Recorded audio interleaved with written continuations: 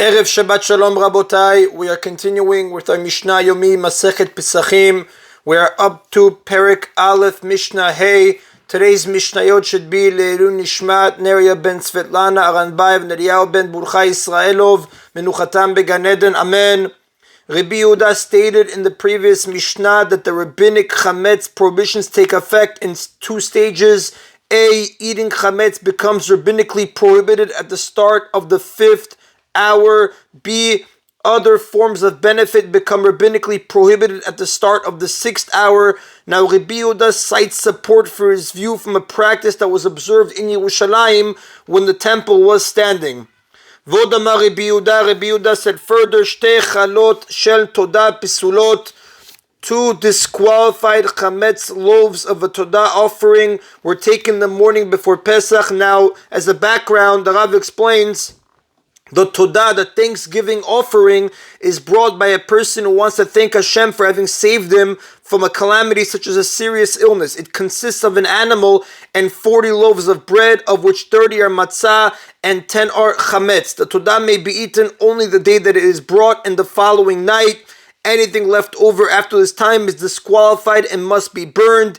Each year on the morning of the 14th of Nisan, a large number of todah offerings would become invalid for the following reason. One is generally prohibited to bring an offering unless eating it will be permitted through the entire time that is allotted for its eating. So it was therefore prohibited to bring a todah on the 14th of Nisan because the chametz part of the offering could not be eaten after midday, which is earlier than the end of the period allotted for the todah offering, which is that day and the following night generally. Now, bringing a todah in Pesach itself was certainly forbidden on account of the chametz it contained. Therefore, people who wanted to bring a todah offering could not do so on the 14th, but had to bring it the day before or wait until after the holiday. Now, this resulted in an unusually large number of todah offerings being brought on the 13th.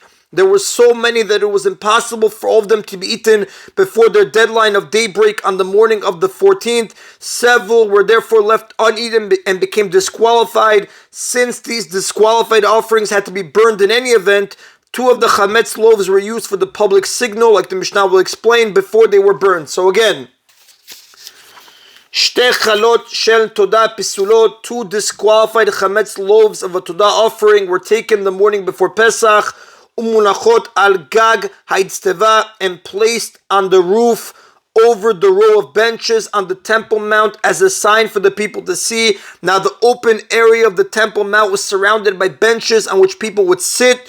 The benches were covered to provide protection from the rain. The Mishnah says, Kol zman shemunachot, as long as both loaves lay there on display, Kol ha'am ochlim, all the people knew that they may still eat chametz.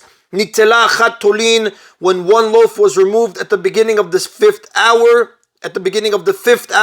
they knew they must suspend, so to speak, their chametz. Lo ochlin v'lo sorfin, which means that they may not eat it, but they are not required to burn it. Nitlu shtehen, when both loaves were removed, hitchilu chol ha'am sorfin, all the people knew that they must begin burning it.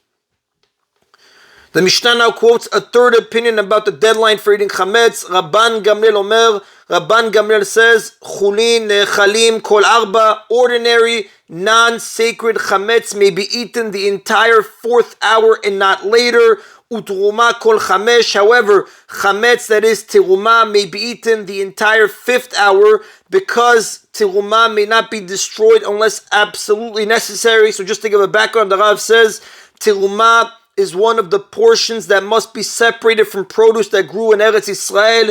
It must be given to a Kohen and may not be eaten by anyone except a Kohen and the members of his household. In many ways, tiruma is like sacrificial food, kodashim, which may not be destroyed during the time that it remains permitted to be eaten. Now, in the case of ordinary chametz, Rabban Gamliel agrees with Rabbi Yehuda that eating it becomes rabbinically prohibited as early as the end of the 4th hour, which is 2 hours before the biblical deadline of midday. However, Rabban Gamliel maintains that the rabbis were more lenient with respect to chametz of tiruma, allowing it to be eaten for 1 more hour so as to avoid having to destroy tiruma unless absolutely necessary.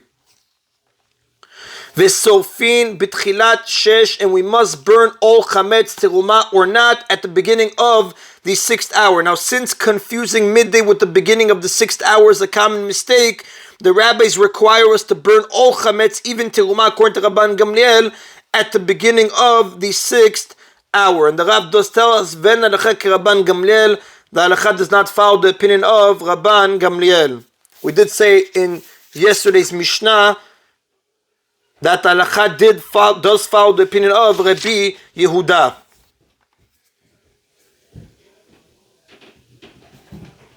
That is the end of Mishnah Hey. Mishnah Vav now is not about the laws of Pesach. It was added here because it serves as an introduction to the next Mishnah's ruling concerning burning teruma that is chametz on Erev Pesach. It is forbidden to cause teruma or kodashim, sacrificial items, to become tameh, impure. This Mishnah discusses whether it is permissible to add greater levels of tuma to teruma or kodashim that are already somewhat tameh. So now, reading the art scroll notes in the elucidated note 1, just to understand what we're going to be dealing with in this Mishnah. The next two Mishnayot, but we're only going to do Mishnah Vav, which deal with the laws of Tumah, are very difficult and they require a background knowledge of the different levels of impurity. Therefore, we're going to read the art scroll's brief outline. There are two basic classes of impurity, Tumah, discussed in our Mishnah. Things that are a source of Tumah, meaning they create Tumah, and things that become tameh by contact with sources of tumah. A source of tumah is called av hatumah, whereas a thing that acquires tumah from it is called in our Mishnah vlada tumah, literally the offspring of tumah or secondary tumah.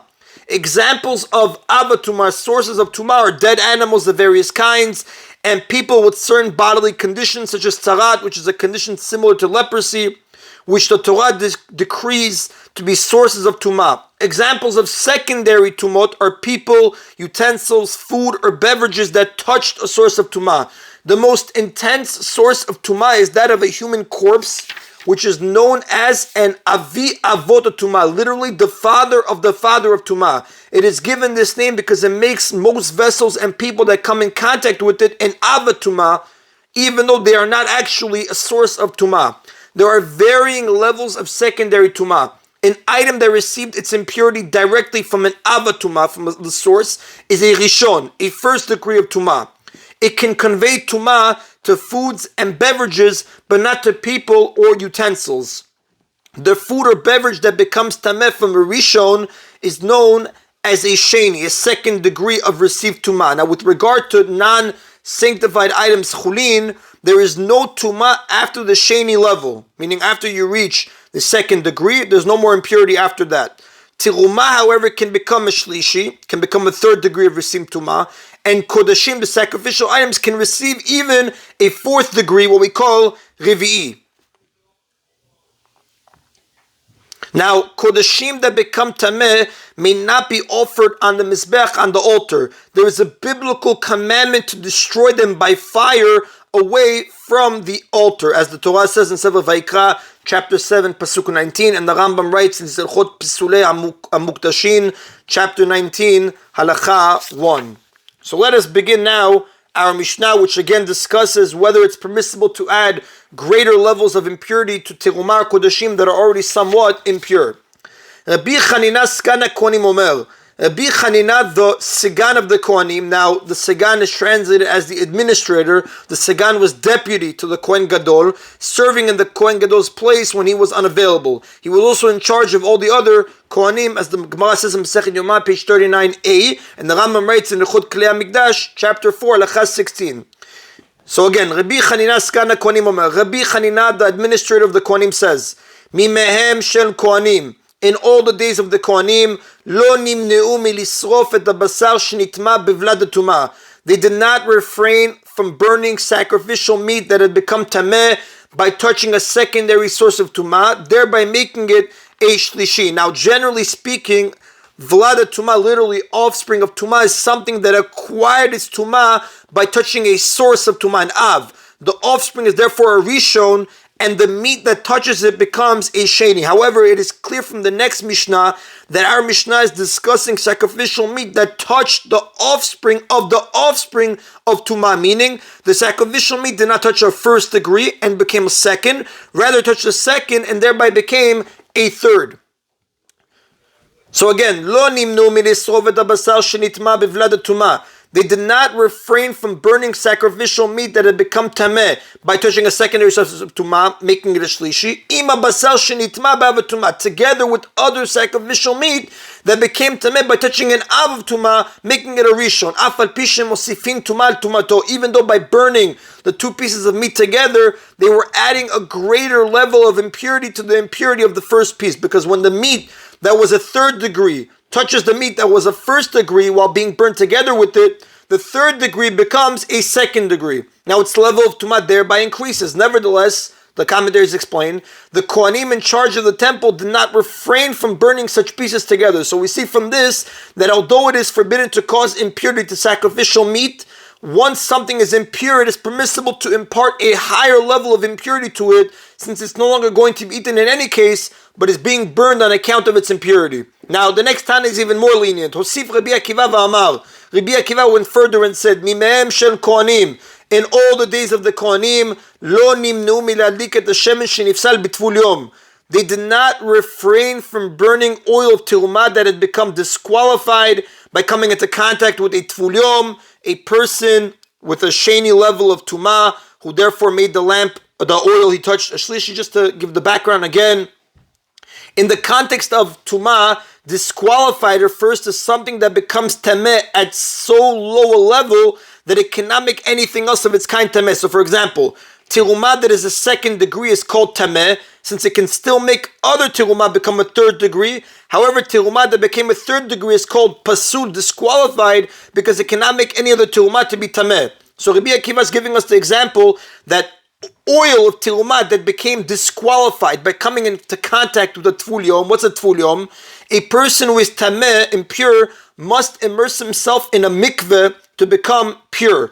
Even then, he does not become completely pure until nightfall of the day on which he immersed himself. So between the time he immerses and nightfall, he is called a tvul yom, literally someone who immersed that day. A tvul yom may not eat tirumah or kodashim until the nightfall following his immersion, as the Torah says in Sefer Vayikra, chapter 22, pasuk 7, and the Rambam writes in Ilchot Tirumot, chapter 7, halakha 2. And if he touches them, they become contaminated with tumah, as the Rambam writes in Ilchot Avot Tumah, Atumot, chapter 11, halakha 3. So a tvul yom, this person that's awaiting nightfall, has a second degree level of tumah, and tirumah or kodeshim that come into contact with them become a third degree. So oil of tirumah that became disqualified by coming into contact with such a person, he made it now a third degree, they would burn that bener shenitma bitmeh met, in a metal lamp that became tameh from something that had become impure from a corpse, which makes the lamp an avatuma. Now, the word lamp in the Mishnah,